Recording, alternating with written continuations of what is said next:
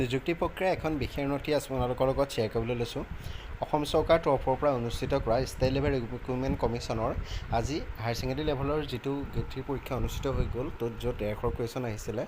150 কুৱেশ্যনত 1 নম্বৰকৈ 150 number আছিলে। আনহাতে 29 ছেপ্টেম্বৰ অনুষ্ঠিত হ'বলগীয়া পৰীক্ষাৰ ক্ষেত্ৰত বেচেলৰ ডিগ্ৰী লেভেলৰ ক্ষেত্ৰত য'ত 175 নম্বৰ টোটেল মাৰ্ক হ'ব, য'ত 1 নম্বৰীয়া কুৱেশ্যন 125টা থাকিব, টোটেল 125 নম্বৰ, আৰু 2 নম্বৰীয়া 25টা কুৱেশ্যন অৰ্থাৎ 50 নম্বৰ সৈতে 175 নম্বৰ হ'ব। আনহাতে HSLC লেভেলৰ ড্ৰাইভাৰ পোষ্টৰ ক্ষেত্ৰত সৰ্বমুঠ মাৰ্ক হ'ব 150, য'ত 1 নম্বৰীয়া কুৱেশ্যন 150টা থাকিব। আনহাতে 4টা ৰং এনচাৰৰ ক্ষেত্ৰত তেওঁলোকৰ নিগেটিভ মাৰ্কৰ ক্ষেত্ৰত 1 নম্বৰকৈ কাটিব।